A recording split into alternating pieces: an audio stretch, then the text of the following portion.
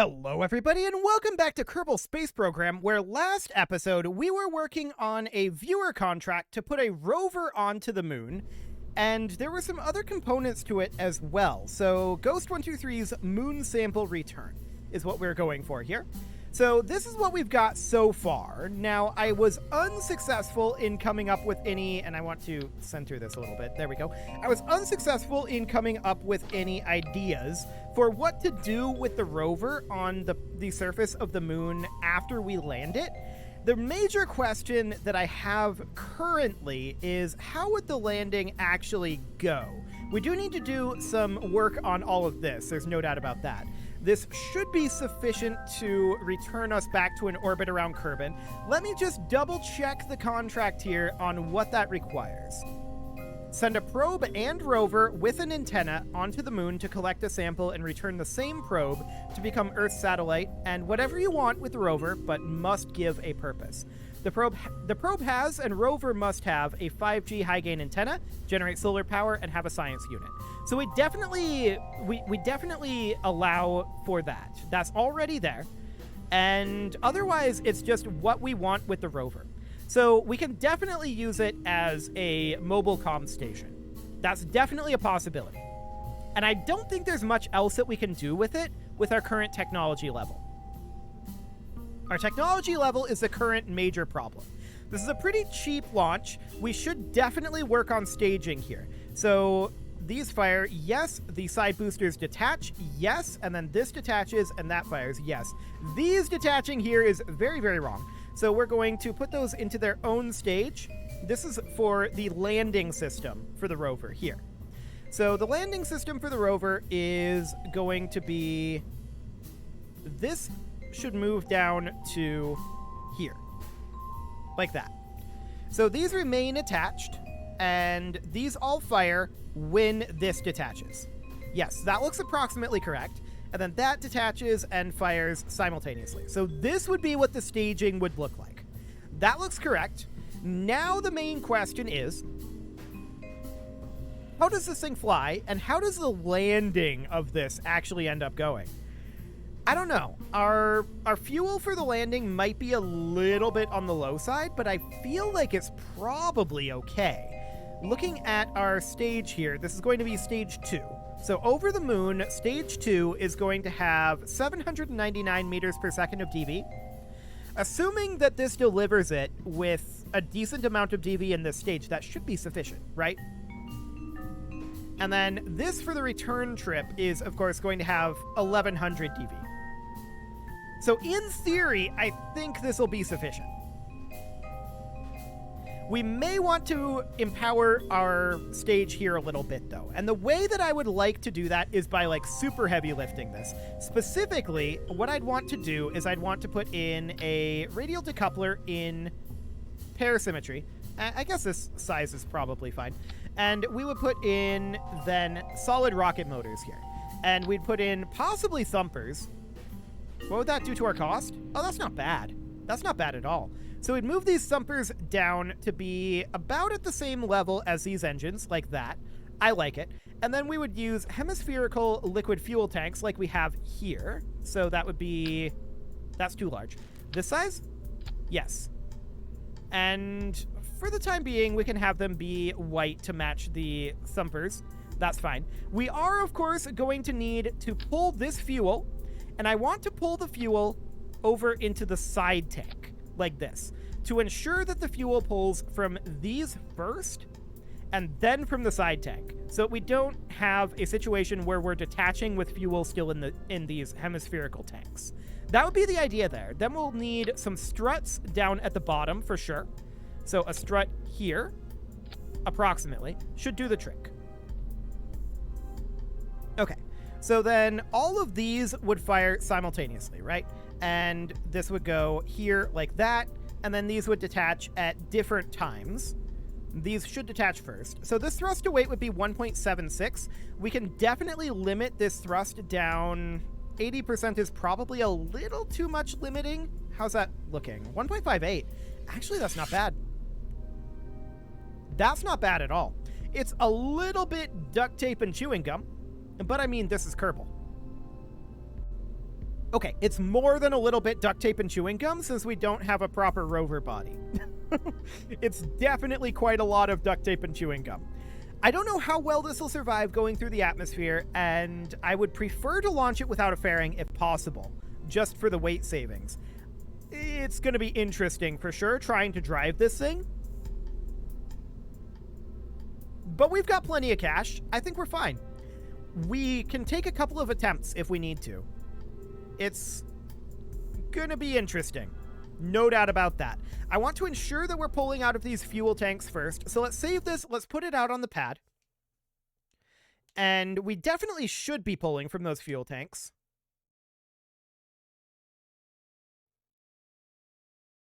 Detachments are going to be interesting. No doubt about that. But it should be reasonably fine. I want to check in on time, on like burn times. Oh, that was kind of wiggly.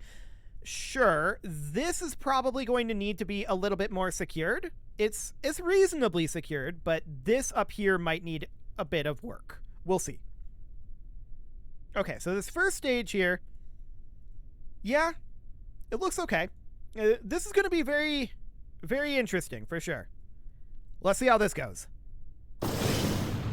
Reasonably quick off the pad, of course, which we expected. Okay, this is very bendy up here. Very bendy indeed. It might be okay. Emphasis on the might. We're going to hold attitude here for the moment. And we're just going to let our SRBs burn out. Just trying to get ourselves a little bit of horizontal speed. Actually, I would like to make our way over, if we can, over to the 45-degree marker. Ooh, oh, hang on. Attitude tried to lose there. Ooh, we're struggling to hold attitude. We're really struggling to hold attitude. SRBs are out. SRBs are detached, safely. Attitude is tricky here. I'm not surprised by this. This is not the most aerodynamically stable of situations. We've got about 15 seconds. Ooh, we're really trying to tumble. This is really, really unstable.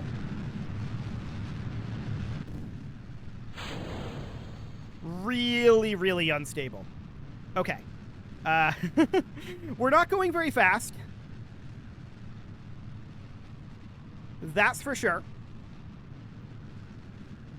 And this is not clean at all. This thing really doesn't like to hold here. What is our apoapsis? 20 kilometers? Yeah. This isn't looking good, is it? In fact, this is looking real bad.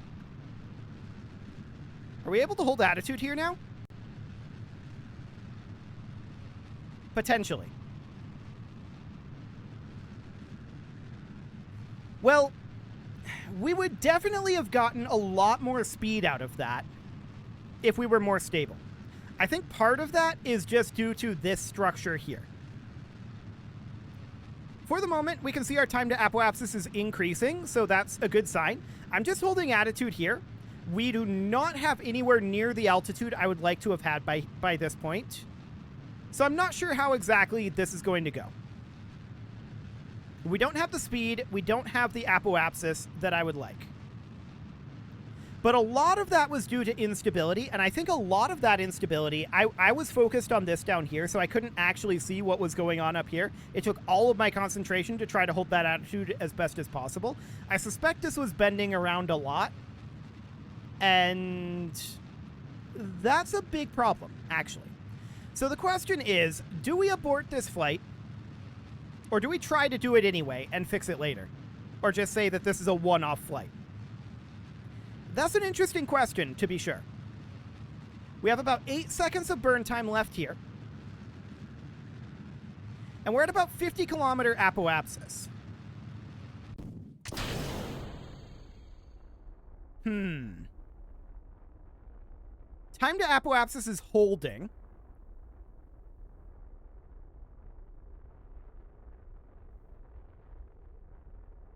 It's sketchy. It's very sketchy. That was definitely not the best ascent in the world. There's no doubt about that. This is going to take about 1 kilometer per second here.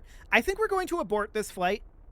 So the way I'm going to do that to save time here is I'm just going to revert it back, and then we're going to deduct the amount of cash. So that is 29,000. I'll call it 29,100. And this is just to save time here. So we're going to hop in here and deduct. Let's see here. This should be... I'm completely blanking this. Let me pull up a calculator. 88. Okay. Got it. So this should be at... Instead of 117... No, I'm doing this wrong. This is 10,000 here. Okay. Oh boy, this is not going well. So that should be 50 and then minus an additional 9. So that should then be 41. 41.2. Okay. Got it. We got there in the end. I'm not sure that actually saved time with the math issues. So we do, or we'll just do that since it's only 1,000. Okay. Now we can try this again. And it's certainly going to be very interesting. The attitude is a bit of a problem. We may want to try just going straight up. And then pitching over once atmosphere is no longer too much of a concern. I'm also going to put in a couple of extra struts here. I'm going to put in a strut, and we're going to mirror this. I'm going to put in a strut from here to here. Oh, that didn't connect. Okay. We're going to put it in from here to here. That did connect. Okay, so that should add some rigidity up here if my theory was correct and we were getting bending up here. So we're making this a less efficient ascent trajectory, but that's just due to the aerodynamics of this. We're going to go straight up here for the majority of, well, at least the SRB burns. Our tumbling was a big part of lacking in speed there. Right? That cost us a lot of speed. So we're just going to go straight up here. Or as straight up as we can. We're pulling up this way a little bit, it looks like. But I just want to punch up through this atmosphere and get this thing into space as quickly as possible. So we're just going to chill here, straight up, until we hit at least the SRB detachment. We got lucky that we didn't have anything blow up with our detachments last time, by the way. We got really lucky with that, even though the flight was still a failure. So we're definitely changing our ascent trajectory. Our apoapsis is currently about 10 kilometers, and we've got about 5 more seconds left in our SRB burn. 4, 3, 2, 1, mark. Off go the SRBs. And now we could consider getting some horizontal speed. We're at a 20 kilometer apoapsis. So, okay. This really still does want to tumble on over. So we need to be careful with it. I'm just going to coast about here, but it really, it really wants to tumble over. Okay, we're going to coast about here. Side boosters are off. Okay, now we're going to head on over. The air is much thinner here now. This is much better, but we're going to position around, well, I'm just keeping an eye on our time to apoapsis here. It's not going down by 1 second per second here, that's for sure. This is a much more efficient ascent. It still isn't great. We're not hitting the horizon right now because I really do want this apoapsis to be punched up a little bit.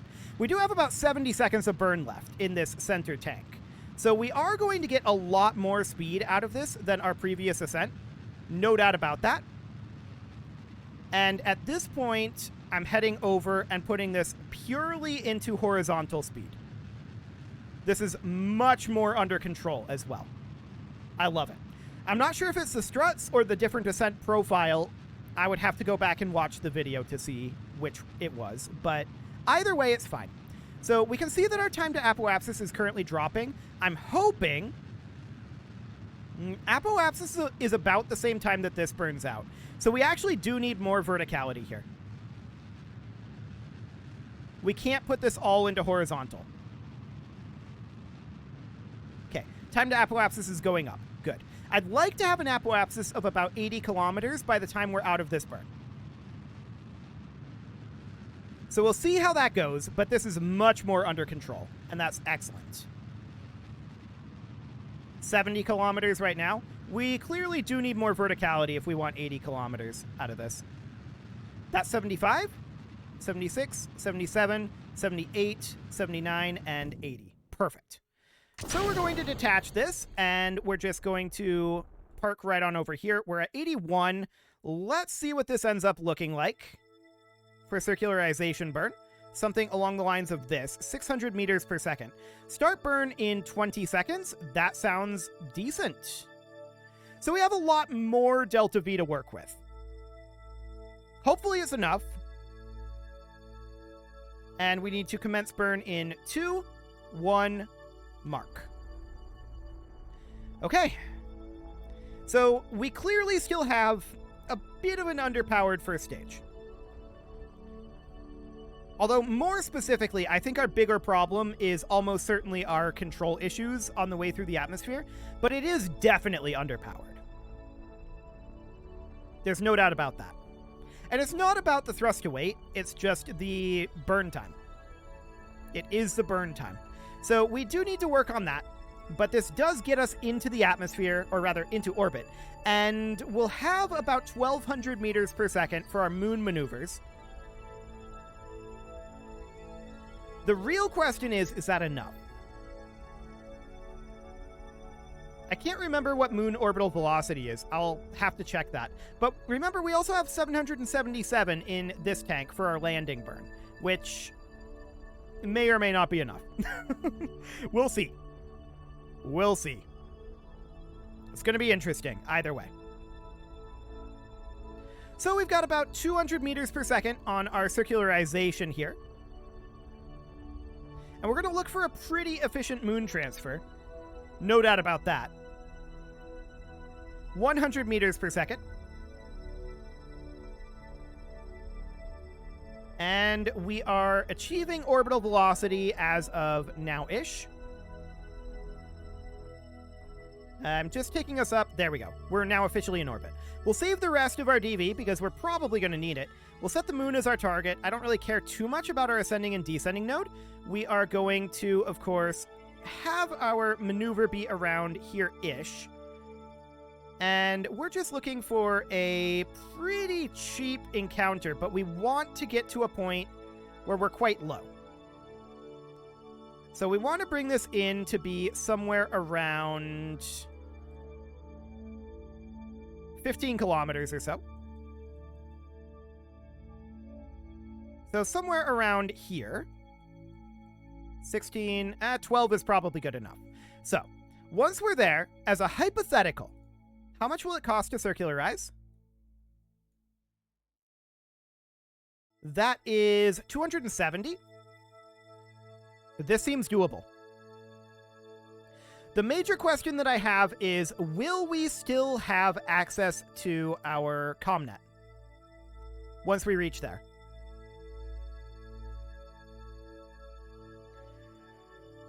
I don't know about that. That kind of depends on where our unmanned moon orbiter is in the orbit, doesn't it? It kind of does. That's going to be real interesting. We do need, of course, to extend our antenna. We'll extend both of them. And we'll prepare for this burn. It's mostly steering that's going to be the problem, right? Because we don't have any ability to do SAS. So we'll see how our communications line up. It's going to be spicy. It all comes down to this moon orbiter, whether we have LOS on it or not, because I'm pretty sure that we're not going to have LOS on Kerbin. That said, LOS in this game can be kind of funky sometimes, and it's a possibility. we're definitely going to be coming down on the Kerbin side of the moon, right? There's no doubt about that because of that very reason. But if we can't enter orbit, then we don't have anything to go with. So we've got about 40 seconds until this burn. 20 seconds. 10. And mark. Excellent. So off to the moon we head with our fancy Terrier, and I forgot to fix this model. I'm sure it's fine. This is, of course, a ridiculous rover concept. Very ridiculous.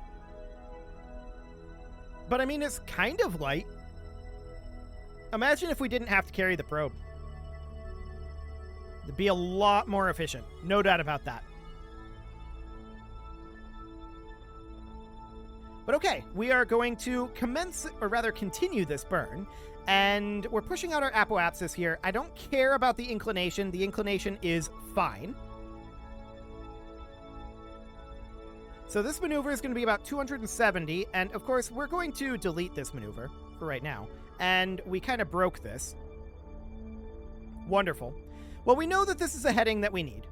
We know that we need to burn roughly prograde. So we're going to continue to burn here until we get roughly what we want. We'll do this without the maneuver. I shouldn't have done that with the maneuver in progress. I should have known better. No doubt about that. This is not real numbers now.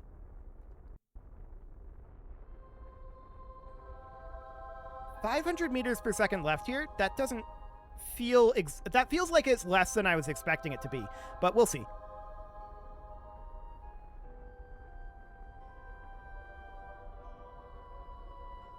Okay. Let's bring this on in. We're aiming for like 10-ish kilometers.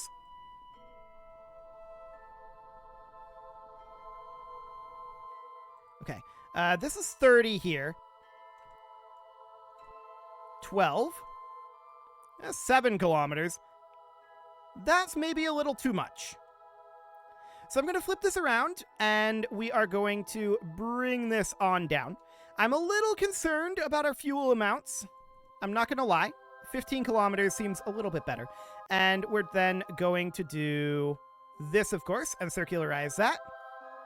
So that's going to be the majority of our remaining fuel, but we'll still have about 120 meters per second for our actual landing burn. The real question is, are we going to have data for this burn? We should definitely make sure we're pointing the correct direction before we lose our data. So I'm going to warp to here.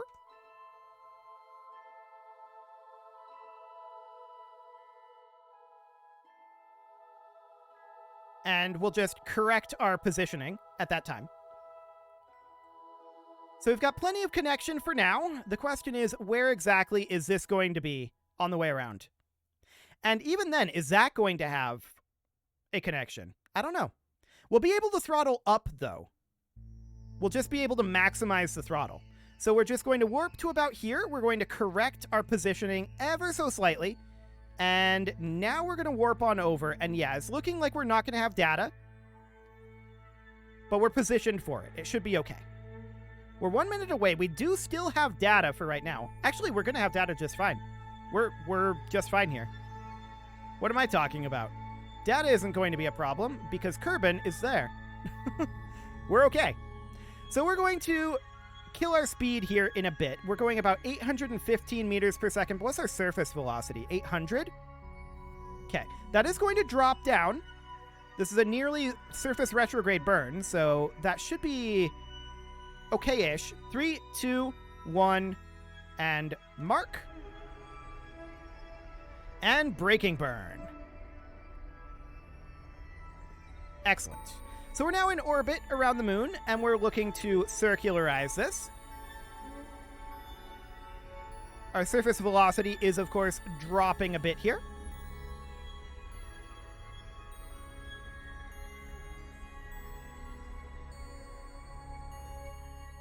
Okay. This should do. We'll save the 2.5 meters per second, and yep, we have about 120 meters per second here. Surface velocity is 541. So it's going to be close. I don't know if we budgeted enough in these Oscar C liquid fuel tanks. It's going to be real close. Thrust to weight is very high, though. So we may be able to pull off a relatively efficient suicide burn. It's going to be close. But that is a job for next episode. It is time to put a cut in here, so I'm going to go ahead and do that. And next episode, we're going to see if we can pull off this landing. It's going to be dicey. You can leave your offerings to the engagement gods in the form of likes, comments, subscribes, and bell ringings, and a very special thank you to all of the channel members for making this video possible, including ALS Gamer, James, Shadow Wolf, and Luhan80, Rogue Corvid, Kentogan, Spartan News, Nick Smarty, Dimitri H, Punching the Microphone, Anna the Elephant, Soccerman12 UK, and all the rest. And of course, you. Thank you for watching. If you'd like to support the channel, you can click the join button down below the video, and as always, I will see you all next time.